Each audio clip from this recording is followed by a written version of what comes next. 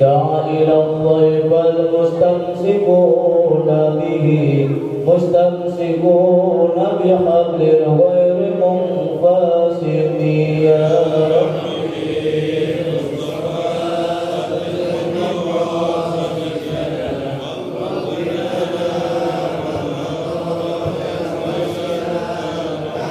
يا أكرم الخلق ما لمن أنوذ به سواك عند حلول الحادث العام يا ربي مصطفى بلغ مقاصدنا واغفر لنا ما مضى يا واسع الكرم اللهم صل وسلم وبارك عليه.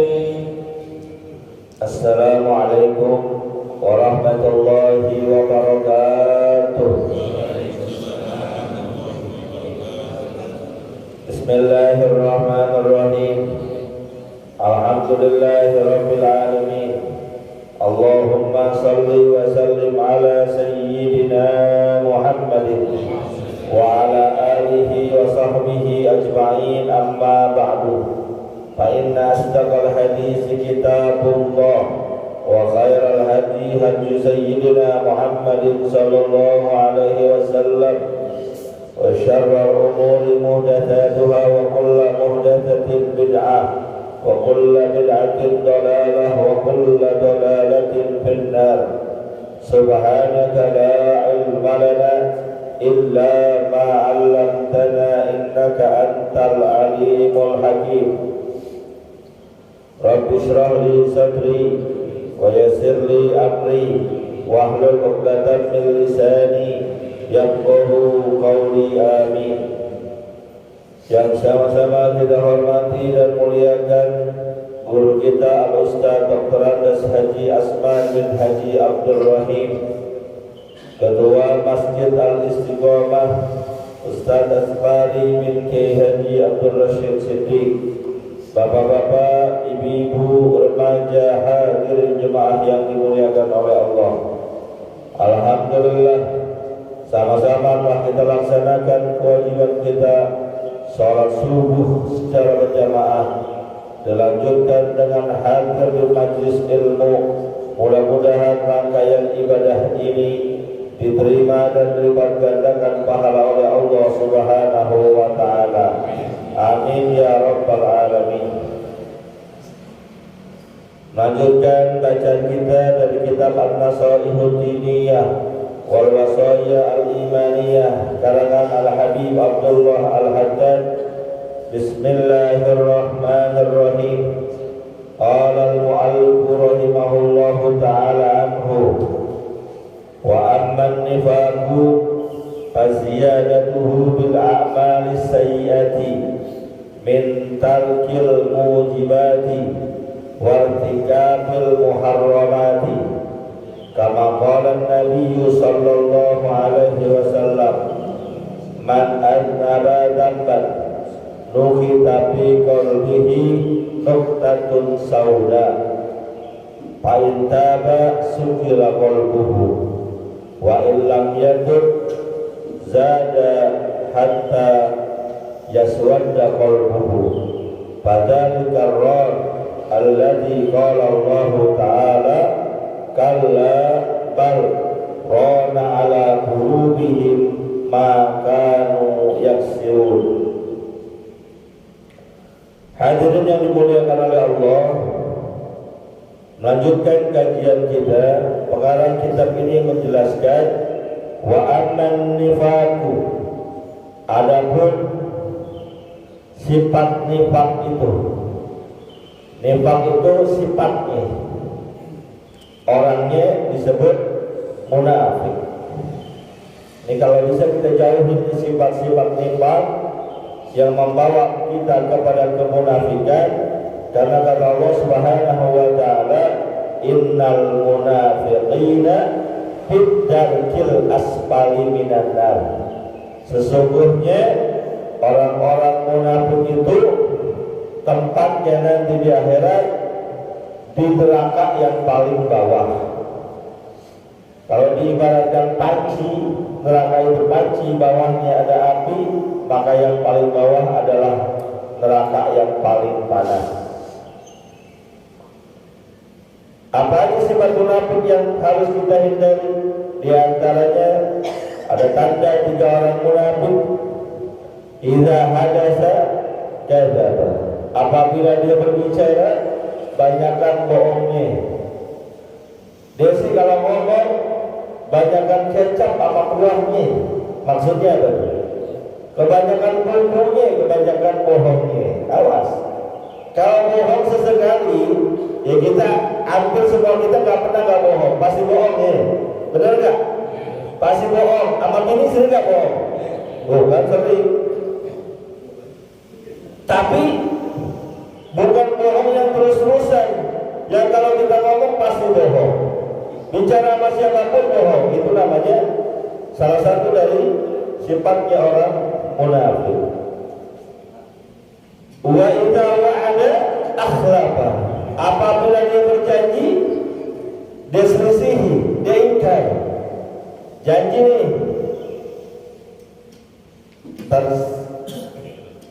saya pinjam duit dulu, kalau usah banyak-banyak, 500.000 dan nih. Ini anak-anak disuruh pada bayaran double sama sekolahnya. Ntar kalau gue dapat THR, kira-kira tanggal berapa THR dulu nih? Kira-kira tanggal 15 gue ganti. Tanggal 16 gak kelihatan orangnya. Tanggal 17 kita ketok pintunya kagak dibuka. Tanggal 18 kita tunggu di depan gangnya kagak keluar-keluar. Nongol-nongol tanggal 19 pamit mau pulang kampung. Ntar ya utang lu gue bayar habis lebaran. Ya kalau udah habis lebaran lewat udah. Apalagi dibawa ke kampung. Betul ya? Kalau bawa ke kampung kan bawa banyak pulang. Sudah.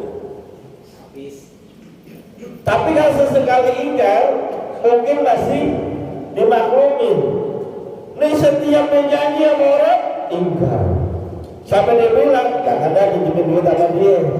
Urusannya kita bisa dapat pahala. Kenapa? Kita jadi nggak ikhlas. Awas dua.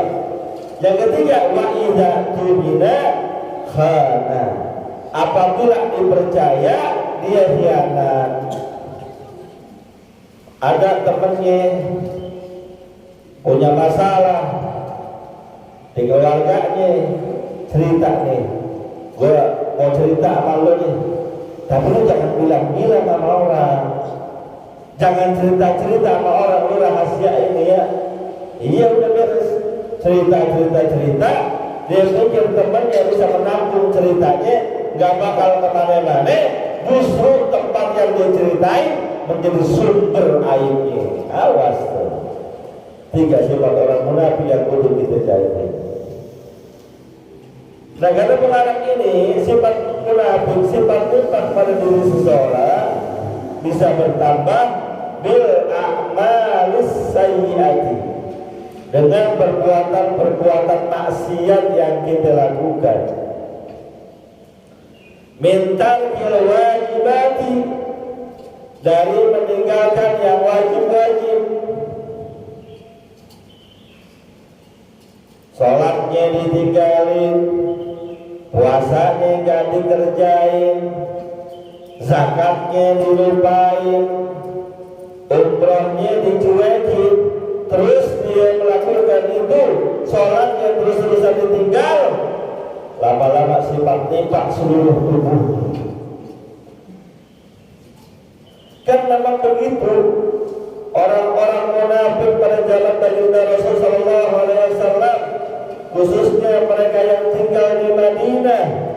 Di antaranya tokoh gembong yang terkenal bernama Abdullah bin Ubay bin Salul. Kan namanya cakep banget ya, Abdullah, hambanya Allah, bin Ubay bin Salul, gembongnya orang munafik, sering kumpul sama Nabi, sering kumpul sama Nabi. Tapi kalau giliran sholat dia gak kerjain, giliran berat dia justru bukan saja gak ikut, ngomporin supaya yang lainnya jangan pada ikut. Kenapa itu namanya? Ngakunya doang cinta Nabi, Ngakunya doang sayang sama Nabi, ngakunya doang cinta sama masjid, tapi perlakuannya, perilakunya justru jauh dari Nabi kita Muhammad Sallallahu Alaihi Wasallam. Kan dikerjain sholat. Bahkan orang yang istiqror, terus-terusan ninggalin sholat, sengaja dia ninggalin sholatnya. Kata baginda Rasul Sallallahu Alaihi Wasallam, bukan hanya sekedar nimpak, bukan hanya sekedar munafik, tapi man taraka sholata muta'ammidan faqad kafara biha, sungguh dia telah kafir secara nyata. Orang yang sengaja-ngaja ninggalin sholat tanpa adanya uzur, tanpa ada alasan, walaupun yang namanya sholat itu gak ada uzurnya, gak ada alasannya, maka sungguh dia telah kafir secara jelas dan nyata. Bahkan ada pendapat ulama yang cukup keras, kalau ente tahu ada tetangga, ada sahabat, ada kerabat jelas-jelas ditinggalin sholat, jelas-jelas dia gak kerjain sholat, meninggal dunia, gak usah disolatin. Ini saking kerasnya pendapat ini. Walaupun pendapat ulama lain mengatakan justru yang begitu tetap wajib disolatin, karena dia butuh doa dari kita. Selama masih mengucapkan syahadat asyhadu an la ilaha illallah wa asyhadu anna muhammadar rasulullah, tetap wajib kita sholatin.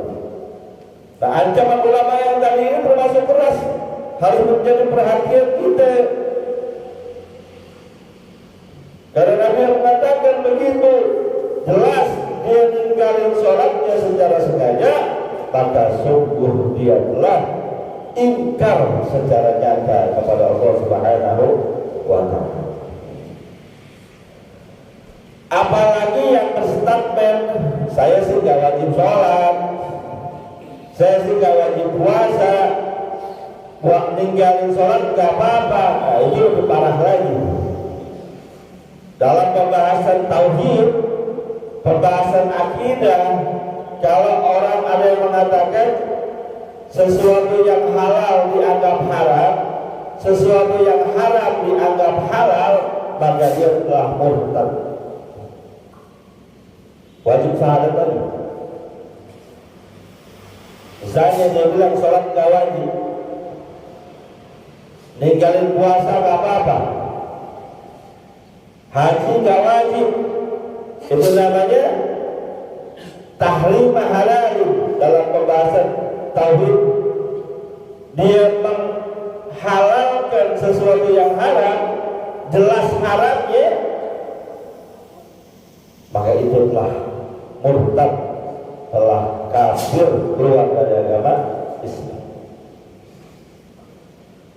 Wartikabil muharramati, sifat-sifat ini bisa terus tumbuh dan berkembang dalam diri kita seandainya terus-terusan menjalankan yang haram, terus-terusan bermaksiat, terus-terusan melanggar perintah Allah. Dia yang minum, mabuk maksudnya, terus-terusan dia mabuk. Dia yang judi, terus-terusan dia judi, sampai akhir hayatnya dia judi terus, maka itu bisa menyebabkan sifat-sifat tumbuh subur dalam dirinya. Yang bagus bagaimana seandainya pun kita berbuat kemaksiatan, karena memang kata baginda Rasul, kullu bani adam khata'un wa khairu khata'ina at-tawwabun. Setiap manusia, anak cucu Adam adalah tukang buat dosa, tukang buat dosa. Dia namanya tukang copet, dan dia sering copet.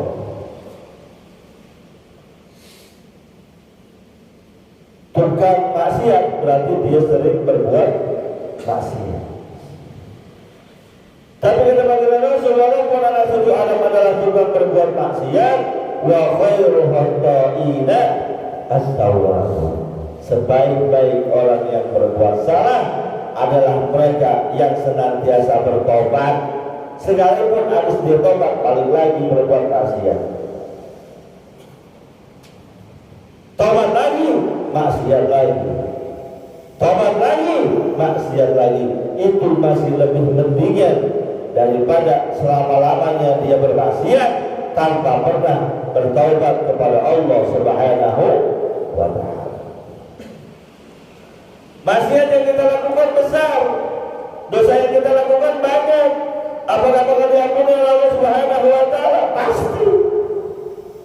Dalam hadis qudsi Allah Subhanahu wa ta'ala nyatakan, sesungguhnya anak cucuku, anak Adam, wahai anak Adam, seandainya kalian datang kepadaku dengan dosa sepenuh langit dan sepenuh bumi, maka aku akan datang kepadamu dengan membawa ampunan seumpama itu. Walaupun berkali-kali dilakukan kesalahan yang sama yang dia perbuat, selama dia masih kembali kepadaku untuk bertobat, pasti akan aku ampuni. Maka di dalam surat At-Tahrim Allah Subhanahu wa ta'ala nyatakan, ya ayyuhalladzina amanu tubu ilallahi taubatan nasuha. Asa rabbukum ayyughfira ankum sayyi'atikum wa yudkhilakum jannatin tajri min tahtiha al-anhar. Wahai anak manusia, wahai orang-orang yang beriman, bertobatlah kalian kepada Allah dengan sebenar-benarnya taubat. Pasti kalau kalian bertobat, ayyughfira ankum sayyi'atikum, Allah yang akan menghapus dosa-dosa kalian. Bahkan kata ulama, kalau orang yang sudah taubatnya nasuha, yang dihapus bukan saja dosanya, catatan perbuatan dosanya juga akan dihapus. Ada orang bertobat, dosanya dihapus, catatannya masih ada, dianggap lunas. Misal ada orang murtad sama kita, panjang catatannya, nggak bayar-bayar, sekalinya datang cuma minta maaf doang, maafin banget ya Bang Haji, saya nggak bisa bayar karena keadaan lagi susah banget, saya belum dapat kerjaan, suami juga nggak nyari, anak saya banyak, keperluan saya juga banyak, saya nggak bisa dibayar utang gayanya ini, tapi saya minta maaf banget, saya usahain dah kalau ada rezeki saya bawain. Kata yang utangin, ya udah dah, utang lu gue anggap lunas, gue anggap lunas. Catatannya masih ada nggak? Masih, tanggal sekian, utang sekian, tapi berujungnya dianggap lunas. Kita berbuat kemaksiatan, berbuat kejahatan, lalu Allah ampuni dosa kita, tapi catatannya masih ada, itu pasti kita bersyukur. Pernah begini, pernah berbuat ini, tanggal sekian, bajunya ini, saksinya ini, ada catatannya, kata Allah di ujungnya diampunkan. Catatannya masih ada.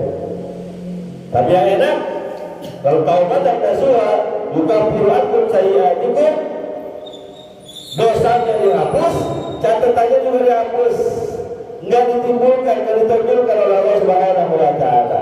Ini taubat dan nasuha. Wa yudkhilukum jannatin tajri min tahtiha al-anhar.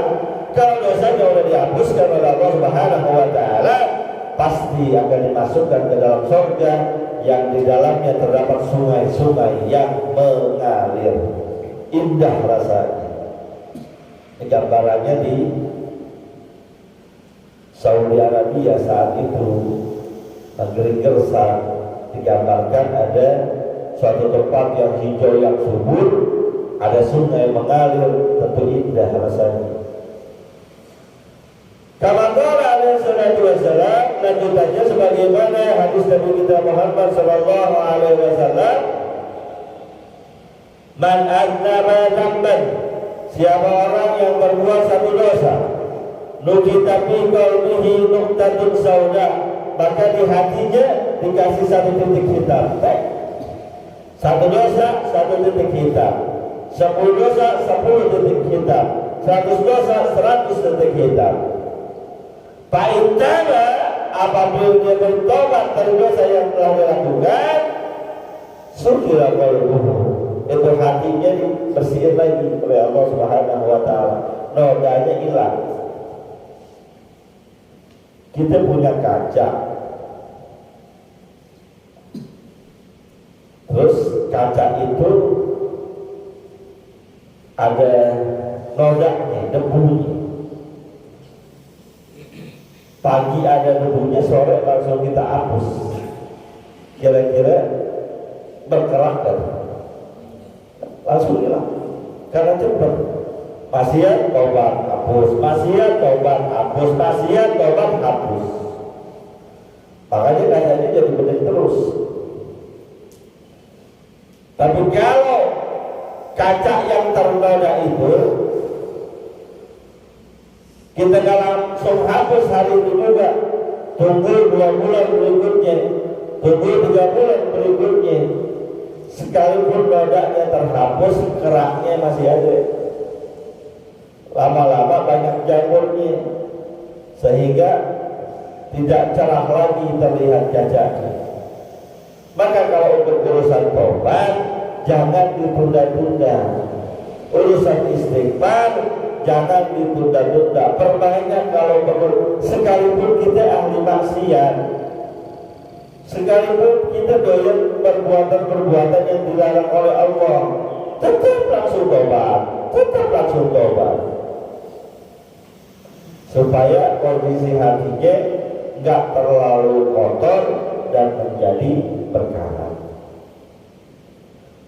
Wa illam yatub, seandainya setelah berbuat dosa dia nggak bertobat, zada dzalika hatta yaswadda qalbuhu, itu titik hitam itu akan terus bertambah di hati, sehingga hatinya menjadi hitam, menjadi gelap.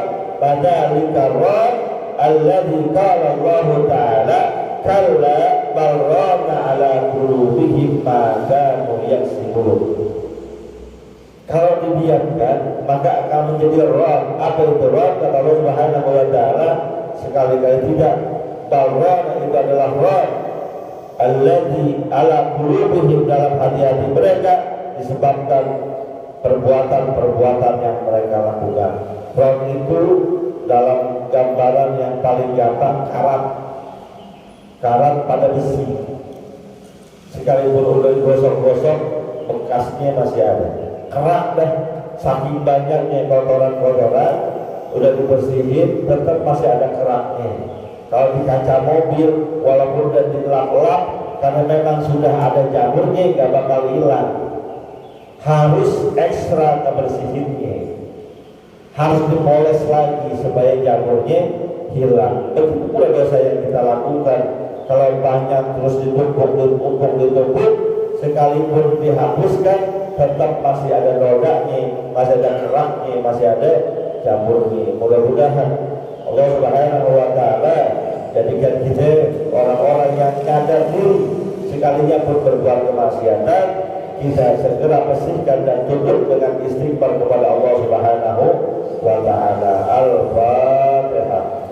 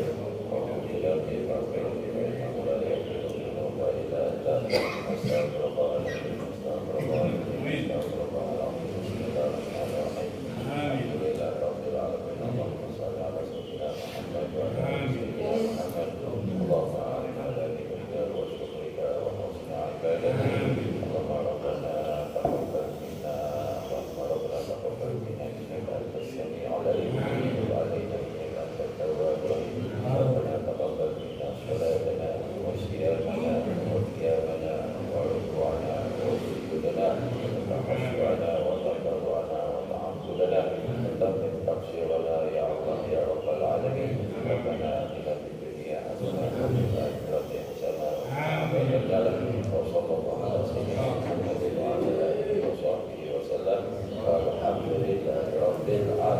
Sallallahu